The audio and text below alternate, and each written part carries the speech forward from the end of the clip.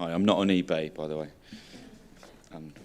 We're a new MPO, and we're taking the sustainability thing very seriously, so it's all about computers, not paper. So I'm very pleased. Thank you for inviting me. We've just completed a season which was called Panic, What Happened to Social Mobility in the Arts. A research programme and a 10-day season of live discussions and debates that was delivered in partnership with the research team at Goldsmiths University, the LSE, and with the Guardian newspaper, the British Art Show 8 in Leeds, and the Barbican, and it was supported by Arts Council and the Paul Hamlin Foundation. This came about in 2014, where we were all reading a kind of badly informed but quite entertaining media spat between James Blunt and the then Shadow Culture Secretary, Chris Grayling, about whether pop music was becoming posh and what that meant for pop music. And then we started to hear people like Julie Walters and other actors saying, well, you know, if they were growing up today, would they have been able to go to RADA? And couldn't we say the same thing about actors and the Etonians that are winning Oscars and so on? So this was kind of interesting, it was very public, but we wanted to look a little bit about evidence and get some data around this. And we wanted to look at the socio-economic makeup of who's working in the arts, who's acting. So this is the start, we hope, of a much longer, rigorous piece of research that we will be working with Goldsmiths and LSE over the next few years. We wanted to find out whether there was truth behind this argument, whether things are becoming posher, and also to think about what that meant for culture and British culture. And we wanted to bring people together, artists, academia, the media and business, to consider strategies to start to look at this and think about ways of changing things.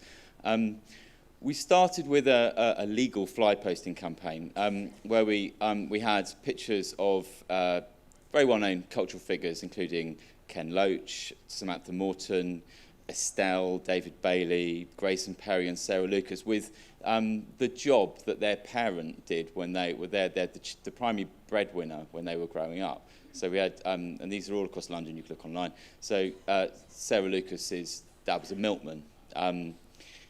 Grayson Perry's, one of his parents was an electrician.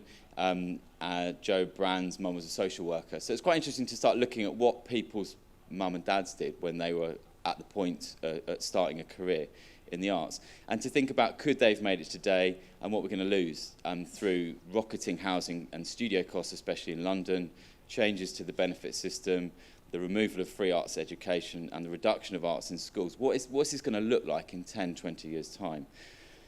So the survey was a starting point. I mean, one of the things the Telegraph said when they wrote about this was the UK arts are a closed shop where most people are white and middle class who work in them.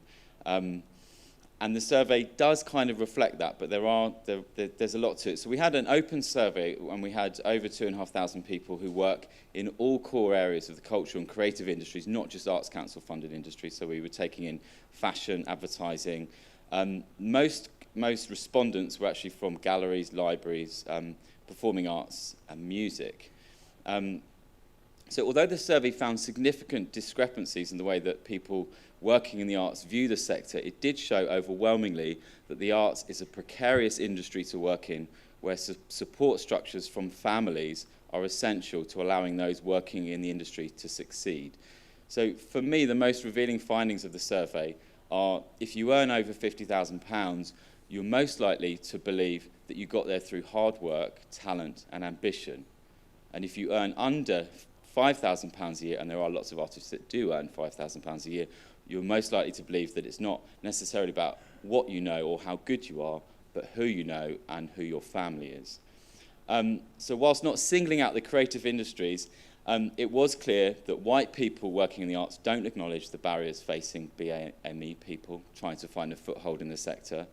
And as with many industries, women are more likely than men to have worked in the arts sector for free, and once paid are generally paid significantly less than their male counterparts. The survey also found that an overwhelmingly majority of respondents working in the arts, 76%, had at least one parent working in a managerial or professional, i.e. we might say middle-class job, while they were growing up, and then over half had at least one parent with a degree while they were growing up. When this is paired with the fact that nearly 90% of respondents had been expected to work for free at some point in their career, and that 38% of arts workers don't have a contract, the panic research really does paint quite a challenging picture that shows that if young people don't have the parents that are able to support them in their pursuit of a creative career, then it's extremely hard and will only get harder to break into the industry. So that wasn't very cheery. We had a very lively series of debates around this, which you can watch as you can watch this online. So one of them was about the state of pop music and popular culture. It wasn't that the opinions were not coming from one place. There were arts. We had a talk about London's future as a powerhouse, and of course people were talking about the fact that young London people can't move to London. I was talking to someone just now whose daughter wants to move to London. It's too expensive to live, let alone studios. But there were a couple of arts dealers on the panel saying you've never had it so good. London is full of collectors. Why don't you not live in London? Just don't live in London. Quite simple. So these were quite an interesting series of discussions. One of them was around the DIY ethic. So do you need to go to art school? Does technology present ways where education and access and monetizing, whether it's music, art, or whatever you're interested in, are there opportunities that we need to look at with technology that we're just not being accessed at the moment? So I do agree very much with Peter about the value of data.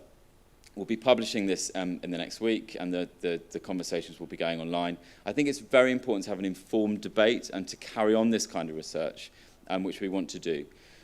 We were also trying to do something about it, and so throughout the programme, we worked with 25 young Londoners who weren't from privileged backgrounds, who worked on the programme for 10 weeks as part of a programme called Create Jobs. We are trying to encourage arts employers and creative employers in London, where there are many, to take on young people, to make it easier for them to take on local young people, and I think there's a responsibility for the sector to do that. We're interested in new models and new thinking. We were talking earlier about a project called Open School East, which is London's first non-fee-paying art school. We're looking at pioneering approaches to spaces. And I think, finally, if there is a sector that can deal with this, that wants to deal with this, then it's our sector. And I think we really do need to show leadership. There could be a perfect storm which will stop talented young people from non-privileged backgrounds being able to pursue a career in this sector. We could be waving goodbye to our strength as a cultural nation. I don't think we want to do that. So let's not panic. Let's try and do something about it. Thanks.